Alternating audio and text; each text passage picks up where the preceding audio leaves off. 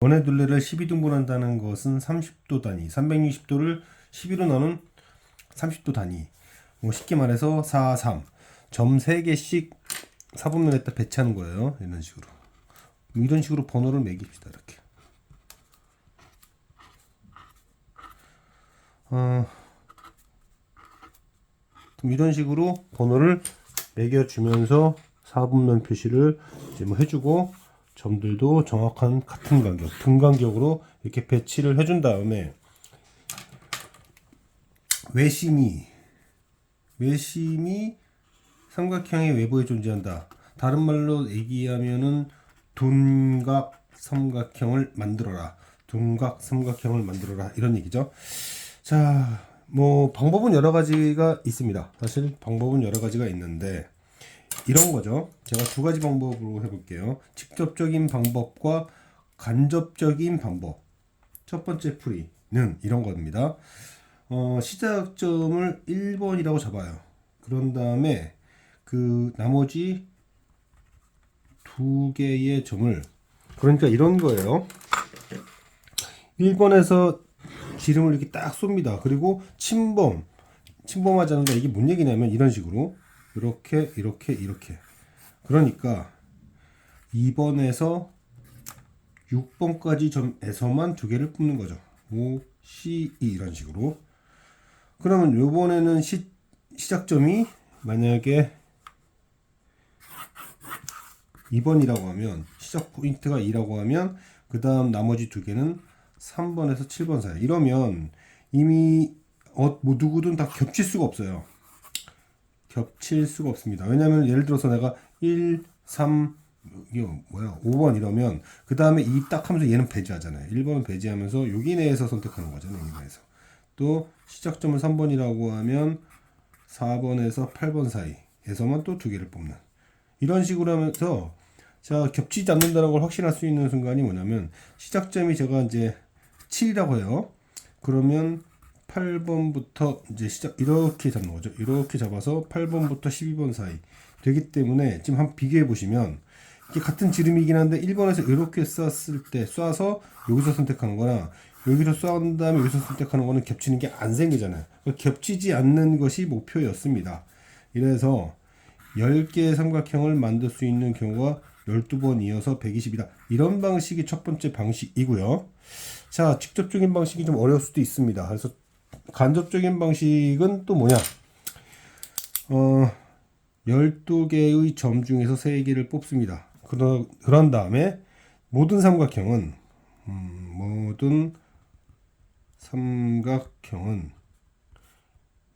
예각 삼각형과 직각 삼각형과 둔각 삼각형이니까, 잠깐만, 이거 제가 착각을 한 것 같은데요. 예각 삼각형. 아니, 이 방법이 제일 무난하네. 그냥 문제를 만들었다 생각해. 내가 실수했다. 자, 문제 하나 만들어 볼게요. 이번에는 그 외심이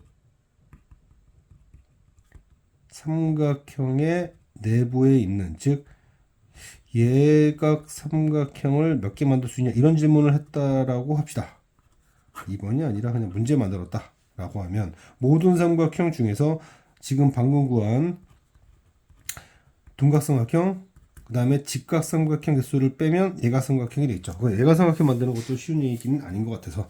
자, 그러면 직각은 뭐냐면 이런 거죠. 지름이 이렇게 있어요. 근데 지름이 총 몇 개가 있냐면 6개의 지름이 있습니다. 6개의 지름에 대해서 지름이 딱 있었어요. 그럼 나머지 점이 몇 개 있습니까? 8개가 있죠. 그 지름 6개 각각에 대해서 나머지 점 하나를 잡습니다. 이렇게 잡아도 직각되고, 이렇게 잡아도 직각되고, 다 직각되잖아요. 그런 게 하나, 둘, 셋, 넷, 다, 7, 8, 10개 선택할 수 있으니까, 그래서 12C3이라는 모든 삼각형 경우 중에서 지금 방금 구한 둔각삼각형 개수와 직각삼각형 개수를 빼면 예각삼각형을 구할 수 있다. 한번 정리해보면, 지금 외심이 삼각형 외부에 있는 둔각삼각형의 개수는 꼭지점 하나로부터 출발을 해서 선을 쫙 그어요. 그런 다음에 가둬둡니다. 여기 가둬둔 5개의 점 중에서 2개를 선택하면 둔각이 나오는데, 중복 계산을 피하는 게 목적이고 중요한 부분이기 때문에 그 다음에는 이게 시작점이면 이렇게 손을 딱 그어 놓고 나머지 얘네들 중에서 두 개를 선택하는 이런 식으로. 만약에 여기서 시작됐으면 쫙 해서 여기서만 두 개를 선택하는 이런 식으로 시작점, 긋기, 나머지 두 점 찾기 이런 방식을 12번 반복하되 중복해서되지 않도록 잘 설정하는 것이 둔각삼각형 개수를 구하는 것이었고, 만약에 예각삼각형 개수를 묻는다고 하면 모든 삼각형 개수 중에서 방금 전에 구한 둔각과 직각을 빼면 예각삼각형 개수가 나오겠다 이런 얘기죠. 자, 이 문제는 블랙라벨에도 있었어 가지고 뭐 출제도 많이 됐던 문제긴 한데, 이 문제가요 조심해야 되는 부분이 모든 실수에 대해서, 만약 문제가 바뀌었어요. 모든 실수 x 혹은 임의의 실수 x에 대해서 지금 여기 얘가 나왔잖아요. 얘가 뭐 여기는 관심이 어차피 없습니다. 그래서 x가 x였다 이렇게 나왔다면 원함수와 역함수가 같아야 된다 이러면서 c는 마이너스 2로 바로 끝납니다. 만약에 이런 문제였다면. 그러나 c가 마이너스 2가 아니라는 걸 자꾸 강조하고 있고 등식을 만족시킨 x도 딱 하나뿐이라고 해서 절대 이런 상황이 아니라고 강조하고 있죠. 이 얘기는 무슨 얘기냐면 지금 문제는 원 함수와 역 함수가 만나는 x가 딱 하나란 얘기예요. 딱 하나. 그럼 어디서 만날까요? 어디서 만나냐면 대칭축 y는 x 위에서 만날 겁니다. 그래서 y는 x라는 대칭축을 이렇게 그은 다음에 그 y는 x라는 대칭축에 대해서 원함수가 원래 함수가 이렇게 해서 접해서 가주니까 역함수가 또 그 점을 지나는 바로 이런 상황을 물은 거예요. 이런 상황을 물은 겁니다. 그러므로 우리는 어떻게 풀어야 되느냐?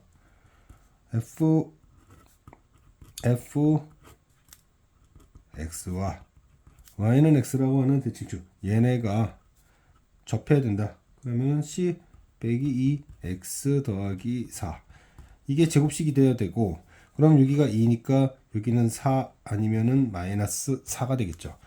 자, 그럼 그때 c는 6 아니면 마이너스 2인데 얘는 탈락이잖아요. 이거죠.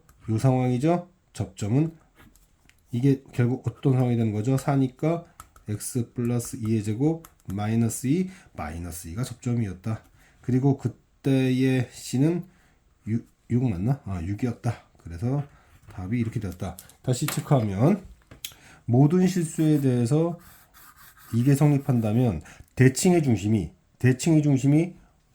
이때는 대칭의 중심이 대칭축 위에 존재해야 되고, 그러므로 여기가 2니까 여기가 마이너스 2가 돼서 대칭 중심이 마이너스 위에 있었어야 하지만 이거는 원함수와 역함수가 만난 x가 딱 하나래요. 그 얘기에 대해서 도형적으로 표현을 했고, 그러면 대칭축과 원함수 간의 관계를 갖고 마무리 지으면 되겠구나.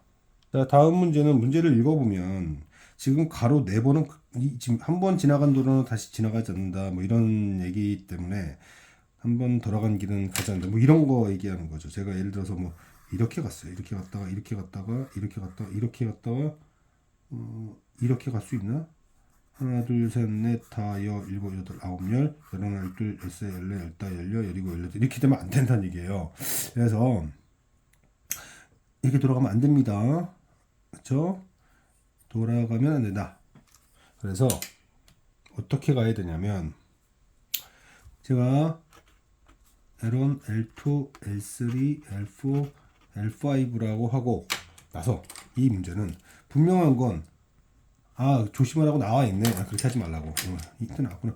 가로 방향으로는 반드시 넷. 그러니까 이렇게처럼 잘 보세요. 가로가 몇 번 있어요. 하나, 둘, 셋, 넷, 다 이렇게 되지 말란 얘기죠. 그렇지 탈 것 같으니까 그런 거 하지 말란 얘기예요. 그러면 지금 가로는 넷. 근데 세로는 얼마? 근데 총 16. 그럼 세로는 12죠. 세로 길이가 3짜리인데. 그래서 이거를 어떻게 할까? 지금 세로가 하나, 둘, 셋, 넷, 5개가 있어요. 선택할 수 있는 방법이 이런 거죠. 이 5개의 세로 중에서 4개의 세로를 선택하거나 세 개의 세로를 선택한다. 자, 이게 무슨 얘기냐면, 네 개의 세로를 선택했다고 합시다. 그러면 이제 이게 OC4인데, 이게 뭔 얘기냐면, 제가 예를 들어 가령 L1, L3, L4, L5를 선택했다고 하겠습니다. 그러면은 이건 어떻게 가는 거냐면, 제가 이렇게 갔다가 L1이죠. L2 라인에서는 그냥 지나가는 거야. 그냥 지나가. 그러고 나서 쭉 내려가. 한 칸 가고 쭉 내려가. 하고 쭉 내려가. 그러면 L1, L2 선택 안 했고 L3, L4, L5 선택하면서 하나, 둘, 셋, 넷, 다, 일곱, 여덟, 아홉, 열, 열하나, 열둘, 열세, 열네, 열다, 이렇게 되는 걸 말하는 거예요. 그래서 하나, 둘, 셋, 넷, 다섯 개의 세로 중에서 네 개를 선택하면은 선택 안 되는 애는 지나가지 않는다. 뭐 이런 식으로 이해하면 되겠죠. 그럼 세 개를 선택한다는 얘기가 뭘까? 세 개를 선택한다라는 것은 가령 예를 들어서 제가 L3, L4, L5를 선택했다고 할게요. 그러니까 이거를 뭐라고 얘기를 하면 될 것 같냐면, 이 말이 참 좀 애매한데, 제가 네 개의 세로를 선택했다고 했을 때는 하나, 둘, 온전히 다 지나가는 게 그렇다는 얘기예요. 그러면 온전히 지나가는 거를 뭐라고 해야 할까? 제가 이렇게 갔다 갈게요. 이렇게 쭉 갔다 가겠습니다. 그런 다음에 이렇게 간 다음에 여기 냅두고, 그 다음에 여기를 냅둔다고 해야 될까? 냅두고, 그 다음에 이제 쭉 여기를 점점점 둬요. 그 다음에 이제 여기서는 선택 얘네들 이렇게 가고 이렇게 갔다 이제 선을 좀 세워두고 되겠구나. 이렇게 됐다고 생각합시다. 다 지나가는 세로는 이렇게 셋이 있었다고 칩시다. 그럼 이게 뭔 얘기냐면 이런 거예요. 말을 좀 바꿔볼까? 여기서 내가 여기까지 갈 건데 저기까지 갈 건데 예를 들어서 지금 두 칸 있잖아요. 이렇게 갑니다. 이렇게 갑니다. 그러면 하나 둘 셋 넷 이렇게 된 거죠, 경로가. 그런 다음에 말을 좀 바꾸는 게 좋겠습니다. 이렇게 세 개 선택됐다 이 말보다는 이런 거예요. 지금 보면은 하나 둘 셋 온전히 다 지날 건데 여기 보면은 하나 둘 셋 넷 그 다음에 다섯 여섯 일곱 여덟 아홉 열 열하나 열둘 열세 열네 열다 이런 건데 여기가 이렇게 갈 수도 있고 이렇게 갈 수도 있다 이거예요. 그러면 이 두 녀석은 온전하게 다 지나는 건 아니에요. 온전하게 지나는 건 아닌데 이렇게 해서 갈 거냐 이렇게 해서 갈 거냐 차이인 거죠. 근데 이렇게 다 가면 안 됩니다. 이렇게 다 가면 이미 여기서 한번 생각해 둔 거니까. 그래서 저는 바꿔서 이런 식으로 갈라타는 지점이 요 첫 번째와 두 번째 사이 얘냐 아니면 얘냐 넷 중에 한 라인에 대해서 걔네들 각각에는 두 가지의 경로가 있다. 자, 예를 들어 볼게요. B라고 하면 B 어떻게 갈 수 있다는 얘기냐면 이런 거예요. 그러면은 제가 여기까지 올라갔어요. 갔다가 그 다음에 여기로 내려가서 이렇게 해서 이렇게 갈 거냐 아니면 B였으면 그렇다는 얘기예요. 아니면 이렇게 갔다 이렇게 가서 지금 다섯이죠. 다섯, 여섯, 일곱, 여덟, 아홉, 열, 열하나, 열둘, 열세, 열네. 잠깐만. 하나, 둘, 셋, 넷, 다, 일곱, 여덟, 아홉, 열, 열하나, 열둘, 열세, 열네, 열다, 열열 이런 얘기인 걸 말하는 겁니다. B에서 갔다면 만약에 C에서 갔다면은 뭐 이런 거죠. C에서 갔다면 하나, 둘, 셋, 넷, 다섯, 여섯, 하나, 둘, 셋, 넷, 다섯, 여섯, 일곱. 그 다음에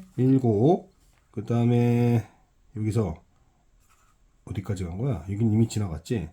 이렇게 간 다음에 여기서 그죠? 하나, 둘, 셋, 넷, 다, 일곱, 여덟 한 다음에 아홉, 열, 열하나, 열둘, 열세, 열네, 열다, 열여 이거냐? 아니면 여기가 아니라 2층에서 갔다가 이렇게 해서 갈 거냐? 이런 얘기를 말하는 겁니다. 근데 아무래도 이쪽 라인에서는 올라가는 A와 C에서 올라가는 거, B와 D는 내려가는 거 이거죠. 그래서 온전하게 다 지나가는 녀석이 온전하게 다 지나가는 것이 세 개다 보니까 세 개를 선택한다 이런 말을 쓰긴 썼는데 그런데 계산하는 방법 자체에서는 예를 들어서 이쪽 라인이냐 요쪽 라인에서 이렇게 갈라타는 거냐, 아니면 요쪽 라인에서 두 가지의 선택 사항이 있는 걸로 할 거냐, 아니면 여기서 선택이 둘 중에 하나냐, 뭐 이런 얘기들로 진행하게 되니까 하나, 둘, 셋, 네 개의 간격 중 하나를 선택해서 거기서 갈라지는 방법이 두 가지씩이 있으니 4, 2, 8, 5, 13까지다. 뭐 이런 식으로 정리하면 좋겠다는 거죠. 다시 얘기하겠습니다. 하나, 둘, 셋, 넷, 다섯 개 중에 한 놈 빼는 거. 한 놈만 빼. 그러면 하나, 둘, 셋, 3, 5, 8, 9, 12, 13, 16 이렇게 되는 것처럼. 그게 이제 이 얘기고, 그 다음에 세 개의 세로가 선택된다라고 했을 때는 실제로 선택한다기보다는 걔네를 선택한다기보다는 둘 갈라지는 완벽하게 다 지나지 않는 놈 둘을 선택하게 되는 거죠. 이런 여기냐 여기냐 여기냐 여기냐다. 만약 여기였으면 여기서 갈라서 올라갈 거냐 아니면 여기서 갈라져서 올라갈 거냐 해서 둘이 사라지면서 나머지는 싹 다 지나가는 이런 식으로. 그래서 하나 둘 셋 네 개의 공간 중에 하나를 선택해서 각각 두 가지의 선택 경로가 있었다 이런 얘기죠. 항등함수와 상수함수가 뭐냐? 항등함수라고 하는 것은 무슨 얘기냐면 들어간 게 그대로 나왔다는 얘기예요. 0은 어차피 0 나오는 거니까 여기만 선택하면 되겠네요. 그러니까 2차 함수와 직선이 만난 점이 무조건 1, 2였어야 1이 들어갔을 때 1이 나오고 2가 들어갔을 때 2가 나올 수 있는 거잖아요. 그래서 1을 집어넣으면 1이 나오고 2를 집어넣으면 2가 나오는 거. 항등함수라는 것은 들어간 것이 그대로 결과물로 나오는 거. 화살은 요네 두 개죠. 이미 얘는 정해놨으니까. 그걸 통해서 계산하라는 얘기니까 빼면은 이러니까 m은 마이너스 2 이렇게 되는 거고, 이게 문제에서 말하는 a고요. 그 다음에 여기가 마이너스 2면 얘는 2가 되니까 이렇게 된 거고, 상수함수라고 하는 것은 누가 들어가든 같은 결과가 나와야 되는데 0일 때 결과물을 이미 줘버렸으니 이제 1이 들어가도 0이고 2가 들어가도 0이 되어야 하는 상황. m은 빼기 3 그게 c고 n은 2 이렇게 해서 마무리 지었다. 다시 얘기하면요, 항등함수라고 하는 것은 들어간 녀석이 그대로 나와야 하는데 0에 대한 대응은 확실하게 잡아줬으니 1에 대한 대응 결과와 2에 대한 대응 결과물 2가 들어갔을 때 1이 들어갔을 때 1이 되고 2가 들어갔을 때 2가 되는 상황, 연립을 통해 mn을 찾고요. 상수함수는 어딘지 가르쳐 줬죠. 그래서 1이 들어가도 0, 2가 들어가도 0을 통해서 mn을 찾아라, 이런 문제였습니다.